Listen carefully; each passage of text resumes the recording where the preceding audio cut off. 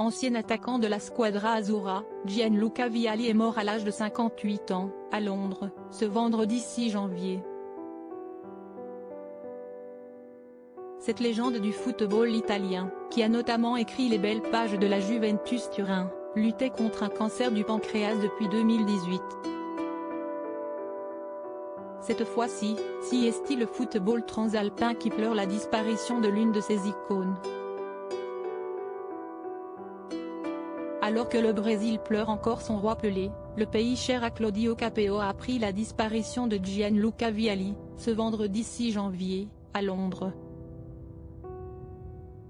L'ancien attaquant italien est décédé à 58 ans, terrassé par un cancer du pancréas, contre lequel il luttait depuis 2018. Avant le début de la Coupe du Monde 2022, il avait expliqué devoir suspendre ses engagements auprès de la Squadra Azzurra, où il était chef de délégation, pour se concentrer sur son combat contre la maladie. Mais sa lutte acharnée n'a pas suffi à plonger toute une nation dans une profonde tristesse. Car, le nom de Gianluca Vialli est synonyme de bons souvenirs pour les tifosi de la Sampdoria Gênes et de la Juventus Turin, deux clubs pour lesquels il a empilé les buts et collectionné les trophées. Cet avant-centre roublard avait ensuite filé à l'anglaise du côté de Chelsea, où a évolué Didier Deschamps, exportant son talent pour aider les Blues à amasser les succès.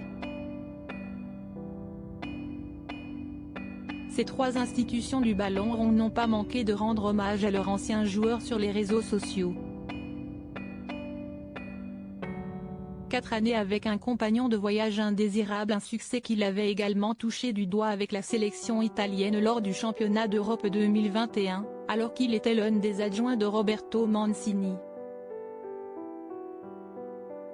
Ses larmes après le sacre final contre l'Angleterre avaient marqué les esprits, Gianluca Vialli vivant la compétition intensément, malgré son état de santé fragile. « Je ne me bats pas contre le cancer, parce que je ne pense pas que je serai capable de le gagner, si est un adversaire beaucoup plus fort que moi », racontait-il récemment dans un documentaire de l'arrêt. La lutte est terminée, et l'Italie pleure son idole.